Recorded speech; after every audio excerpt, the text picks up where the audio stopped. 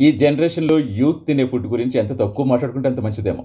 ఎందుకంటే వారి ఆరోగ్యాన్ని వాళ్ళే చేజేతులారా నాశనం చేసుకుంటున్నారు. లేదా చిన్న వయసులోనే ఈ బీపీలు, షుగర్‌లు, హార్ట్ అటాక్‌లు అంటే ఇంకెలా చూడాలి? మరీ ముఖ్యంగా వీళ్ళు తినే ఆహారపు అలవాట్లు మారిపోతున్నాయంటే అందరికీ తెలిసిందే. ఆన్‌లైన్ ఫుడ్‌కి అట్రాక్ట్ అయిపోవటం.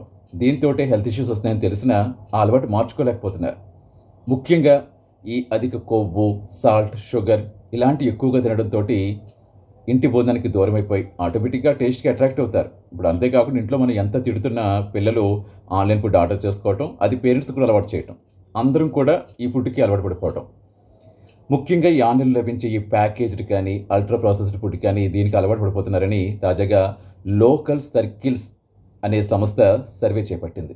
ఈ సర్వేలో ఇంచుమించుగా ఎంతమంది సర్వే చేస్తే అంతమంది కూడా మాకు ఇష్టం లేకపోయినా పిల్లల బలవంతంతోటి ఆన్‌లైన్ ఫుడ్ పెడుతున్నామని మొత్తం దేశవ్యాప్తంగా వీళ్ళు 277 జిల్లాల్లో చేశారట.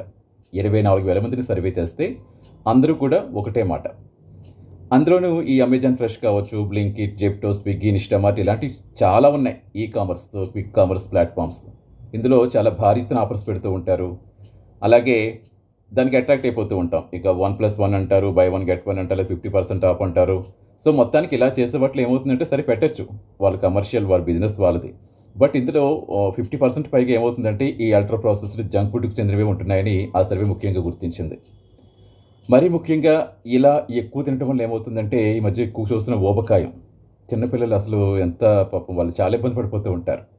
అవే కాకుండా గుండె జబ్బులు, ఈ షుగర్‌లు, బీపీలు మొత్తం ఈ జీవనశైలి పూర్తిగా మారిపోయి ఈ వ్యాధులు పెరిగే ప్రమాదం ఉందని వైద్యులైతే చాలా సీరియస్‌గా హెచ్చరిస్తున్నారు.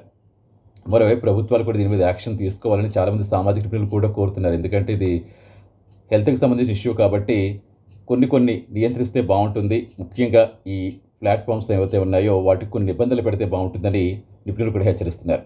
సో, మొత్తానికి ఏదేమైనా మన ఆరోగ్యం మన చేతుల్లో ఉంటుంది కాబట్టి ముందు మనం రెస్పాన్సిబుల్‌గా ఉండాలి. సో, కొంచెమైనా ఆహారపు అలవాట్లు మారతాయని, మార్చుకోవాలని, ఆరోగ్యాన్ని కాపాడుకోవాలని కోరుకుందాం.